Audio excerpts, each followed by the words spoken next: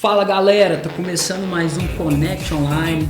Nosso coração está muito feliz com aquilo que Deus tem feito nas nossas vidas, com aquilo que Deus tem compartilhado aos nossos corações.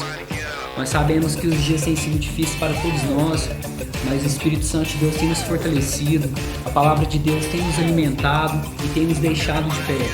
Vamos dar início agora para o nosso momento da palavra. Está começando mais uma série, e o nome da série se chama Sublime Graça.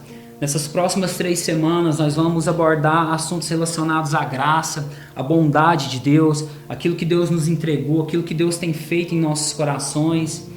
E eu queria ler o nosso texto hoje. O nosso texto básico ele se encontra em Efésios 2, no versículo 8, que diz assim: Pois pela graça de Deus vocês são salvos, por meio da fé.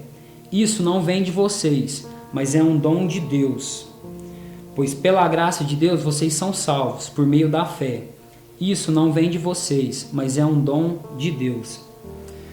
Bom, o dicionário ele nos diz o que significa graça. E lá está escrito que graça é um favor imerecido, é uma dádiva, é um dom gratuito de Deus.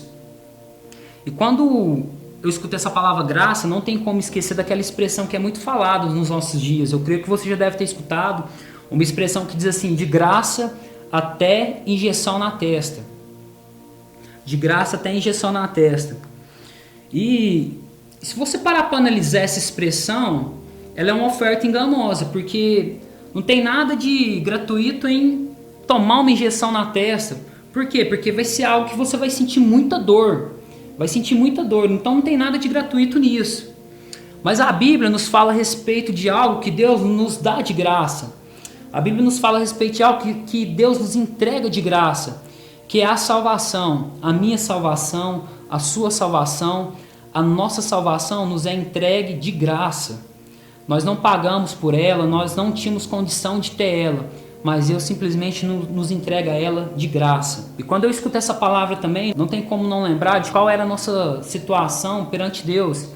A Bíblia nos diz assim que nós éramos inimigos de Deus, que nós estávamos afastados de Deus, que nós merecíamos o castigo eterno.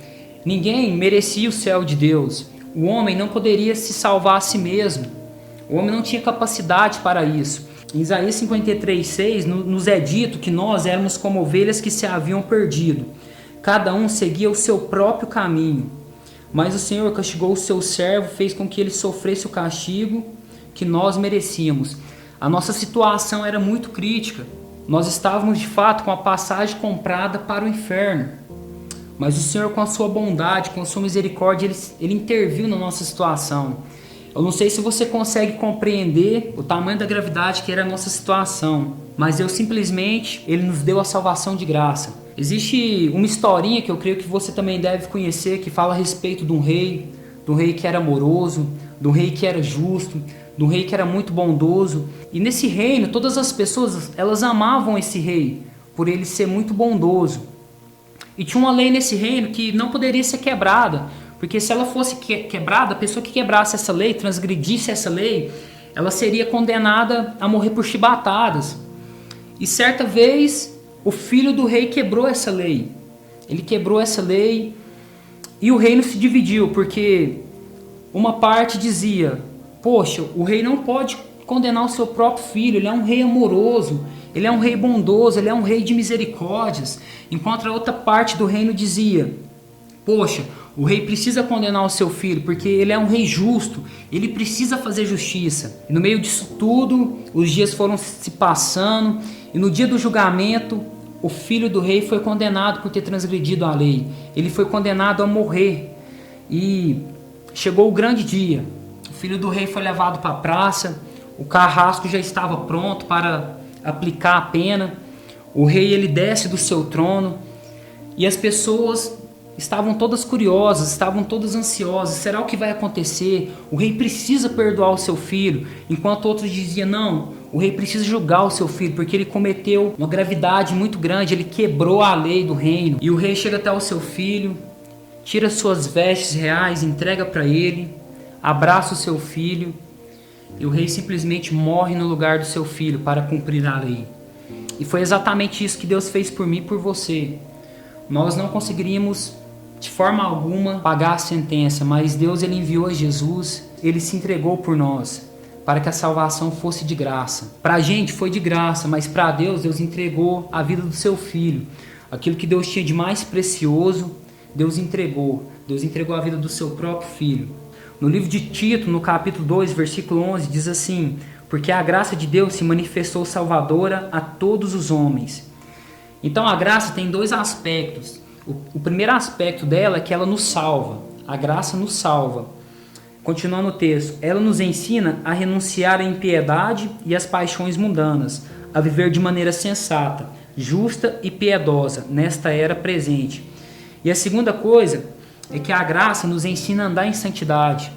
É como se fosse uma moeda. De um lado a graça nos salva e do outro lado ela nos ensina a andar em santidade. E nós precisamos ter consciência disso, daquilo que a graça produz na nossa vida.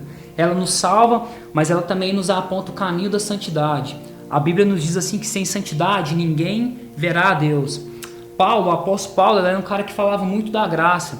E certa vez uma galera chegou para ele e falou: nossa, Paulo, você fala muito da graça e será que a gente então tem que pecar para que a graça de Deus aumente? E Paulo fala: não, de maneira nenhuma.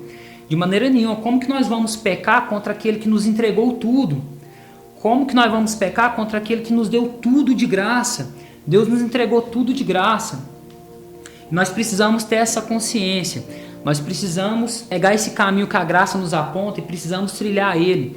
Nós precisamos abandonar as nossas paixões. Nós precisamos abandonar toda pedra de tropeço. Nós precisamos abandonar tudo aquilo que tem nos roubado do Senhor. Nós precisamos de fato ter santidade. A graça nos salva, mas ela também nos mostra o caminho que nós precisamos seguir, que é um caminho de santidade. E no meio disso tudo, quando eu era criança, eu me lembro algo que minha mãe me dizia, porque ganhava muitos presentes e passava poucos dias, aqueles presentes já estavam quebrados, os brinquedos. E ela falava: Lucas, não é possível, você quebrou os brinquedos. Sabe por que você faz isso? Porque você não comprou com o seu dinheiro, não foi comprado com o seu dinheiro. A partir do momento que você começar a comprar as coisas com o seu dinheiro, você vai valorizar as coisas. E esse texto também me chama muita atenção a respeito disso. Por mais que não nos foi custado alguma coisa, mas para Deus foi custada a vida do seu próprio Filho. E nós precisamos valorizar aquilo que Deus tem feito por nós. Nós precisamos valorizar a boa obra que Jesus fez lá na cruz para nos dar a salvação. Nós precisamos de fato valorizar aquilo que Deus tem nos entregado. Eu não sei como anda o teu coração, não sei como você tem vivido a tua vida, mas eu queria que você refletisse sobre isso. Você tem valorizado a boa obra de Cristo naquela cruz? Você tem valorizado o sacrifício de Jesus naquela cruz? A graça nos salva sim, mas ela também nos ensina a andar numa nova vida, uma vida de santidade, uma vida que agrada a Deus, uma vida que gera frutos para Deus. Nós precisamos andar em santidade. A graça é a razão pela qual nós não queremos mais pecar, porque Deus nos entregou tudo. A graça é a razão pela qual nós não queremos mais pecar. Eu queria liberar essa palavra sobre a tua vida no dia de hoje. Talvez você do nada caiu nesse vídeo, você está ouvindo aquilo que está sendo ministrado e você pode até dizer: nossa, mas eu sou tão injusto, eu sou tão pecador, eu não mereço.